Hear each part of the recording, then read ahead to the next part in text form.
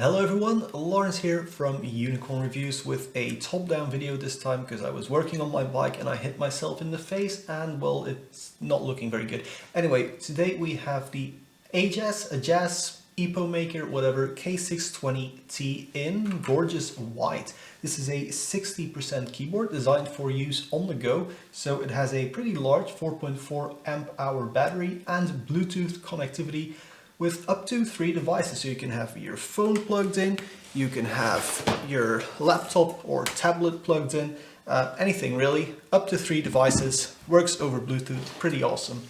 And of course you can also plug it in over USB, as we can see here. I'm going to start with a quick look at the packaging in case you do want to pick one of these up in the store. No matter if you have the white or black keyboard, it has the black keyboard on the front image and the white keyboard on the back. You can see that it's about 800 grams, 30 centimeters wide and 14 centimeters deep.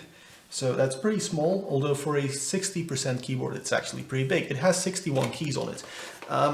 In this little box you do get a instruction manual in both English and I guess Chinese, and the tiniest letters ever. Even with these instructions I still struggle to figure out how this actually works because it's so hard to read.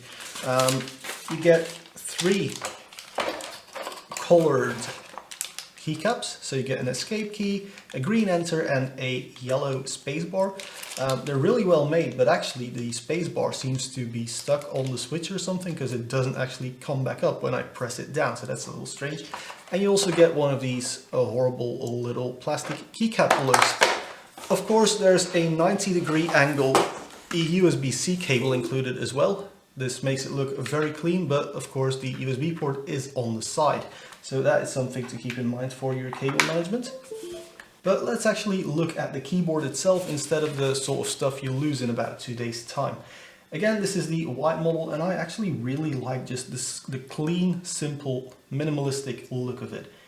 The keycaps are exactly the same white as the keyboard itself. And this little gray slot for your phone or tablet in the top seems to match the gray knob pretty well, although this is more of a metallic gray and this is a slightly softer, more rubberized slot for your phone, but it's not super grippy as well, so your phone will still slip around in there. But if you're just on a desk, it shouldn't matter at all, really. Now, this matte white frame is split into 3 areas with this slightly glossier white line. I don't know if it really picks up with the lights in here, but there's a slightly glossier line. I kind of just dig the look of this keyboard. It's super minimalistic, and even the caps lock light over here, the Bluetooth connectivity light, let's put it into Bluetooth mode there, whether or not it's charging, and your battery almost dead sort of indicator. It's just super nice looking. Now, because this is a more portable keyboard, I mean that's why it has Bluetooth and a phone slot, I'm a little bit disappointed that on the back the feet don't come out like at all, so they're always sticking out like this and you can't flip them up or down, so that actually takes up a fair bit of room in your backpack or wherever you want to put it.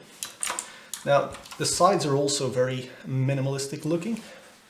Overall, the keyboard is just very nice looking. And then over here are the buttons. So it's a 3-position dial. So forwards puts it into USB mode, slide it backward to go into Bluetooth mode. And then when you just want to have it completely off, you set it to off. Now, I guess you could also just leave it in USB mode if you really want to. And then over here is your USB port. It should fit most cables, but you'll want a 90-degree connection, because if you don't, then the keyboard will have a weird cable dangling out of the left. That's just my 2 cents on this. Now, if you want to know how quick it is to actually connect to your phone, for example, when you have it on Bluetooth, let's put it into Bluetooth mode and see how long it takes for a notification to pop up. There we go. We are already connected, although it doesn't really do much, so it works. And then the tablet section, of course, is limited to a 12-inch tablet, so you can't just stick anything in there. And even if you have something a little bit bigger or heavier, it's just going to tip the keyboard over. So just iPads and stuff is definitely about as big and heavy as you want to go with something like this. Anyway, let's dive a little deeper into this keyboard. I want to start with the keycaps. Something that's really hard to show, I guess, is the profile on this keycap. So I'm just going to pull out the G and I'm going to pull out the F as well. As you can see, they appear to be double shot. I've read that they are die sublimated. Maybe that's true for the black model, but the white model is definitely a double shot keyboard. I really like how sharp the lettering is. And overall, they're just very nicely profiled, OEM profile keycaps. I just really like them. And what's strange, but really hard to show on camera, is the little bumps aren't the only thing to help you find your F and your J key. They're also a little more concave than the other keys in the same row. So that's something to keep in mind. But yeah, I just really like the keycaps, although there's some weird stuff going on. So if I take out this backspace, for example, you can see that it almost looks like this is just broken, brand new, but I wasn't able to find any sort of plastics left over. So if I also grab the Enter key, this one doesn't have it.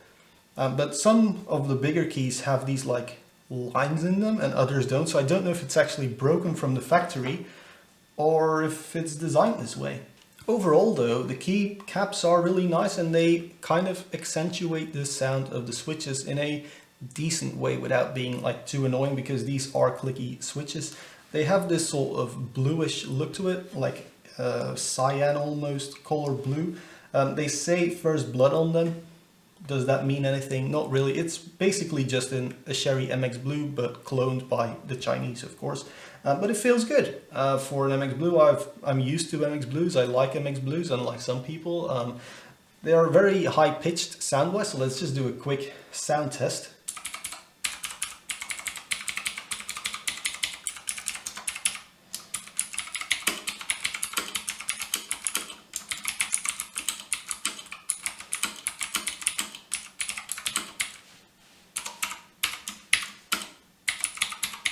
And I was able to type something without needing these. That's awesome. Spacebar sounds pretty decent for MX Blues with, you know, no modifications.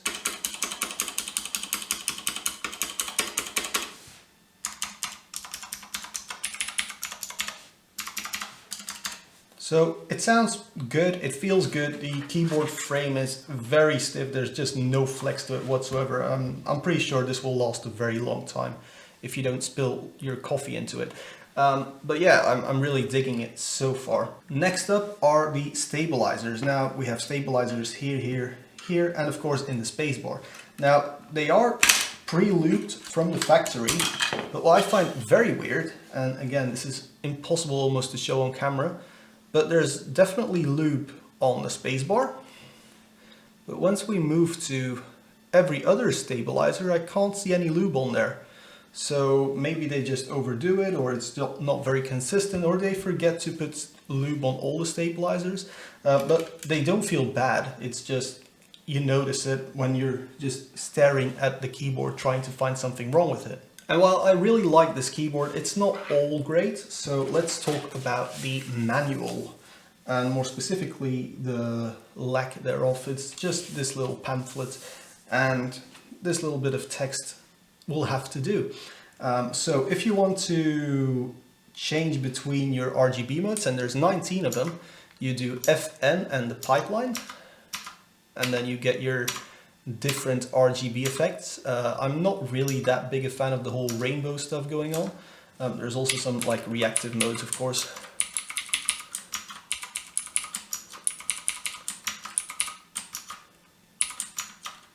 But I just want a fixed color. Now it's really nice that the light right now is like the same blue as our stems, but I have not been able to find out how you can change to a different sort of fixed light. I'm actually thinking you cannot change the standard backlight. If you just want a white backlight, you can't get it. And what's also weird is these keycaps, which again, they're really good keycaps, but they're not shine through. So what's even the point of having RGB on there or having lights on there if you can't really use it to see which key you're pressing in the dark? If anything, the backlight's going to make it harder to see what letter is on the keycap. And there's more. There's no programmability. So I've been able to connect this keyboard to my television, and it's awesome on a television. But something my Ducky can do, for example, is I can press my FN and then use WASD as a mouse. This one does not have any sort of those features. You also can't program macros straight into it, so if you want macros, you'll have to use Auto Hotkey, for example, to program your macros. Are these big deal breakers? Probably not. I don't think most people will need that sort of functionality, but for those who do, and for those who are interested, I'm mentioning it in this video. Now, big thanks to Geekbuying for sending this keyboard out to me. I'll put a link and perhaps a coupon in the video description, so go check out their web shop, and if you want to buy one, buy it from there, because they were nice enough to send me this keyboard for review. Of course, they have not been trying to influence my opinion on this keyboard in any way, because if I hate it, you may actually just buy a different keyboard from there. But I actually like this keyboard. It's just a shame that I can't go with wide backlight. But it's definitely something I'm going to keep on using. It's probably something I'll put at work, so I can wirelessly have everything look very nice on my desk to kind of make a statement towards my colleagues, to have your desk nice and clean. But yeah, this has been it for the... Where's my box? I can't find the box, so we'll do it with the manual. That's been it for the Ajazz by Nakodex. That's actually the first time I see that. K620T Bluetooth dual mode mechanical keyboard. A really good keyboard at a really competitive price. I'm digging it, and as long as you don't want any macros or fancy colors, this is the thing to buy. Thank you guys very much for watching. Do the whole like, share, subscribe sort of thing, and I'll see you guys in the next one. Cheers!